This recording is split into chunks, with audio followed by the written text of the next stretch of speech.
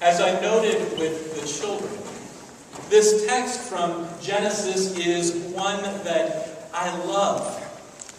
And I love because the text itself calls us into wrestling, into thinking in new and powerful ways about God, about ourselves, and especially about our relationship with God. One of the saints in the church, St. John of the Cross, has been given a terminology or has been granted kind of the beginning of a phrase, the dark night of the soul. For St. John of the Cross, this dark night of the soul is the time in which you journey from where you are to the place where God is. Oftentimes thinking of the journey from life to death, but also thinking about those times in which we journey in our dreams, our imaginations, in our very living. From our body and where we are grounded to that place where God is. Moving to the unknown, the unknowable. Later writers take this same understanding of the dark night of the soul and expand upon it. Especially we get individuals like Søren Kierkegaard. And Søren Kierkegaard, when he talks about the dark night of the soul, it is this existential wondering and struggle. The questions that weigh down upon us, that cause us to wake from our sleep in fits of rage or struggle. Longing to know where God is. Longing to know what the purpose, the meaning of our own life is. Struggling with what that relationship looks like here and now. Most people coin this an existential crisis. And as we land here in this text today, it is important for us to recognize that Jacob himself is entering into that dark night of the soul in both regards. Jacob is going from his earthly body, the place where he is, into that relationship, that knowing of the unknowable. Jacob is being stripped bare near the river Jabbok. And there at the river, he is having also this existential crisis. The questions of purpose, relationship, reconciliation. And we are lodged there today with him. But it's helpful to be reminded of some of the backstory. Jacob is a twin, a brother. His brother Esau was just a little bit older. And so Esau was to get the birthrights, the property. And as they grew, Jacob became kind of a mama's boy. He was the favorite of his mother. So as his father's eyesight failed, he engaged in this tricky plan of going in and stealing the birthright, of getting more than his fair share. When Esau gets home, he is angry, ready to go after his brother, ready to kill him. Jacob runs away. He runs to a relative on his mother's side. He works for Laban. And there, life has its ups and its downs. He gets married once, thinking he's marrying one. Realizes it's the wrong daughter. Marries a second time to the right daughter. Works hard. Has some times where he's doing well for himself, other times when he's really struggling. And then finally realizes it's time to go home. It's time to take what he has, the herds, the family. It's time to go back and find that place of reconciliation, that place of renewal. So Jacob journeys back. And it is precisely there and on that journey that Jacob is struggling with these questions, and perhaps some that we also wrestle with. What does it mean to go home? What does reconciliation and forgiveness look like? Especially if you're one who has done some of the wronging. What does it look like to have this family, mouths to feed, herds to care for? What does it mean to live, to die?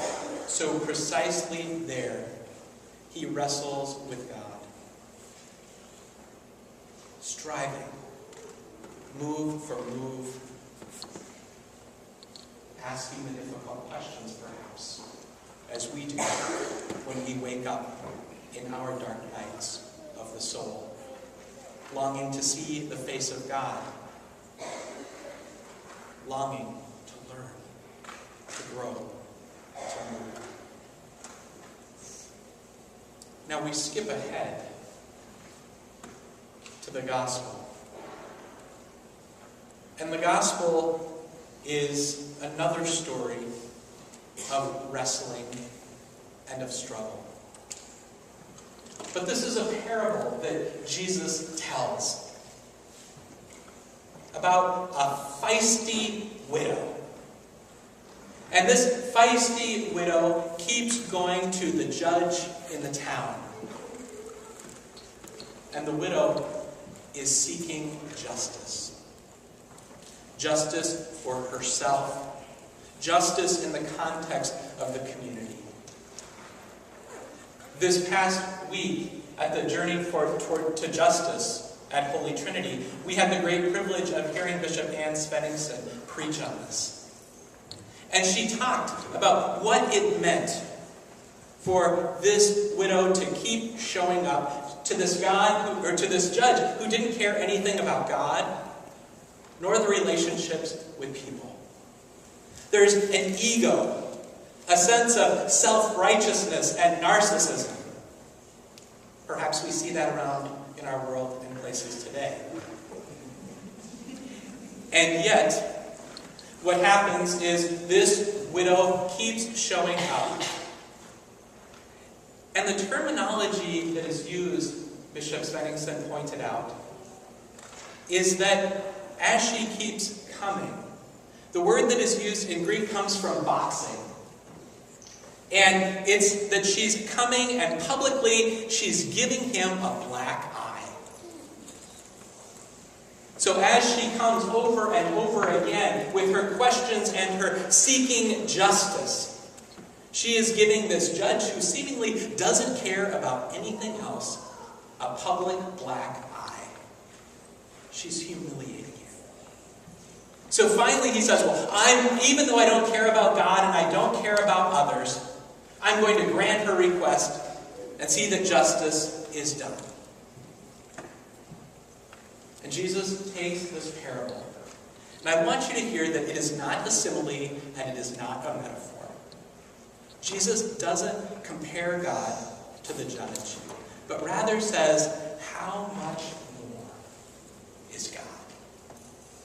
That even this corrupt and awful judge eventually grants justice. How much more will this loving, gracious, merciful God come and restore justice?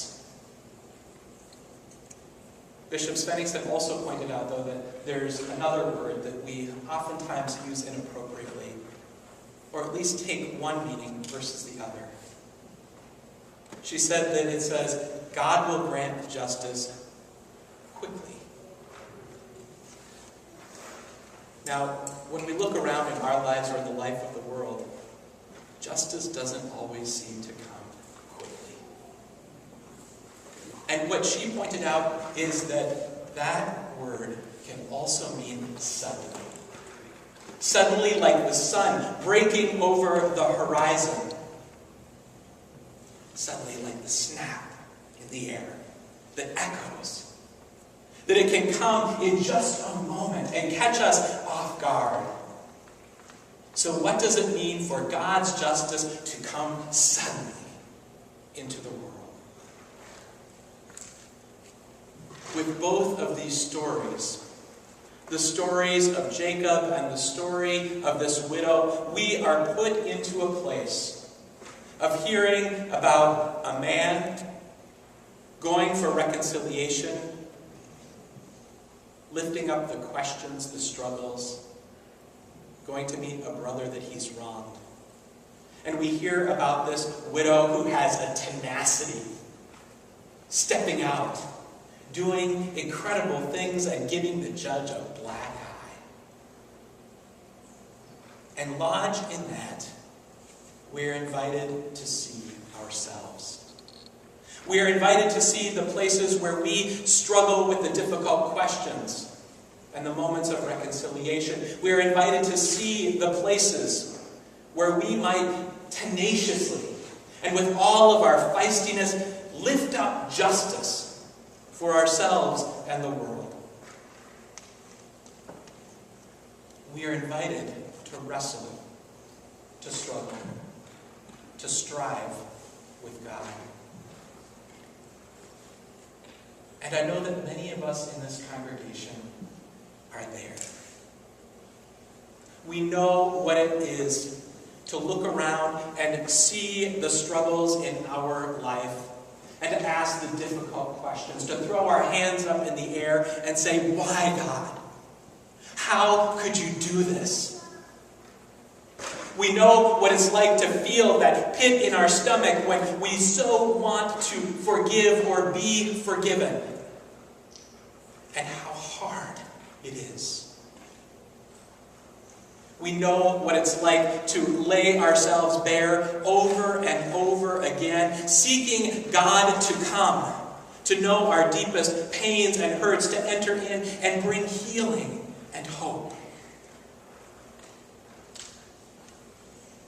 We know what it is to show up day after day after day, saying, "Can't you hear what's happening in our world?"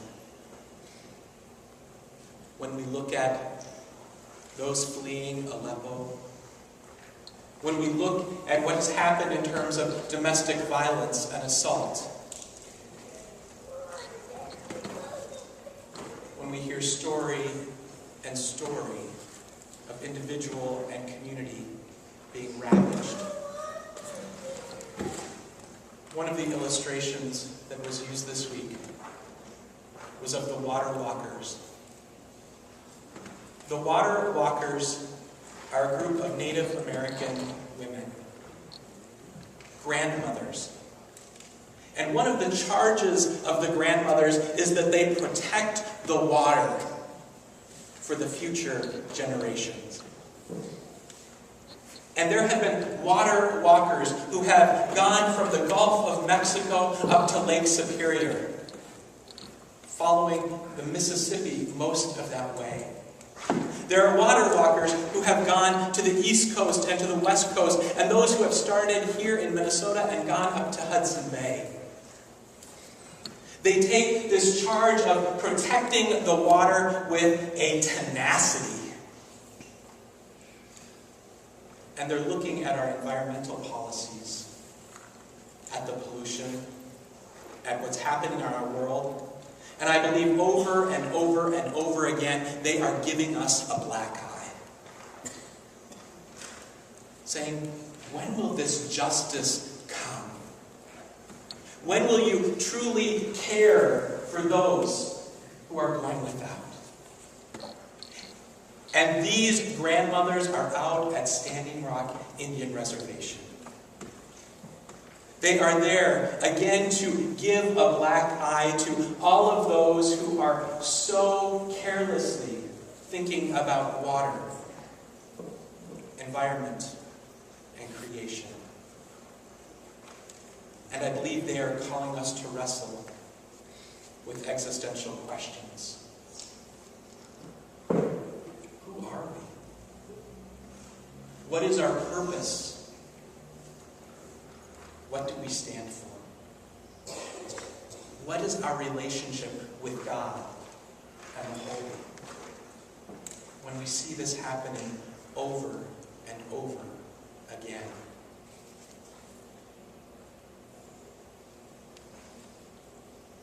And what about the grandmothers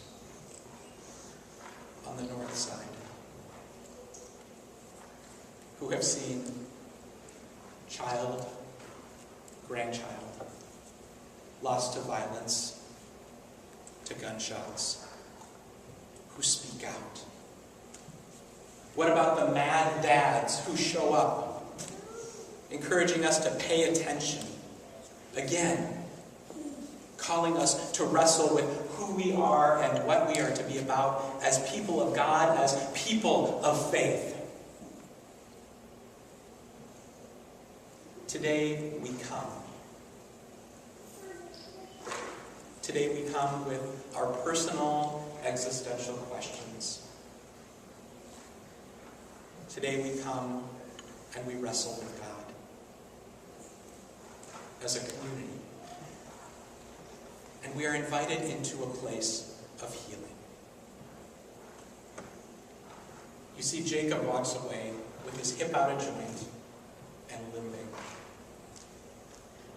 And while we don't hear this in the text, we know that if the widow is truly going in and giving this judge a black eye, she's got skin in the game. And very likely she's got calluses on her fists. And yet, at the end, we hear that Jacob is given a new name, Israel. And that as Jacob leaves, he receives a blessing. And Jesus refers to those who have been in this struggle with the widow, those who continue to seek and pray for justice, that they are chosen. They are given that name of God's chosen. So today we lodge ourselves in that promise. In the midst of our living and our struggles, in the midst of our questions and our doubts, we wrestle with God, and we are given new name as beloved children. And we walk away limping with skin in the game, and yet the assurance that we are beloved and chosen. Today, as we mark the feast of St. Luke, there will be opportunities for us to be reminded of that name, of beloved, as we wrestle with God. There are 3 prayer stations where during communion you can go and lift up the struggles, the questions, the wonderings with a prayer partner, a healing minister. Or you can simply come to the font where we are all laid bare and to write your concern, your prayer, your need, your struggle on a piece of paper, to drop it into the font and let it dissolve into the waters. As beloved children of God, we come. And thank God we come with all we are. Not just the good and the pretty, but the questions, the struggles, and the doubts. And we wrestle. Thanks be to God.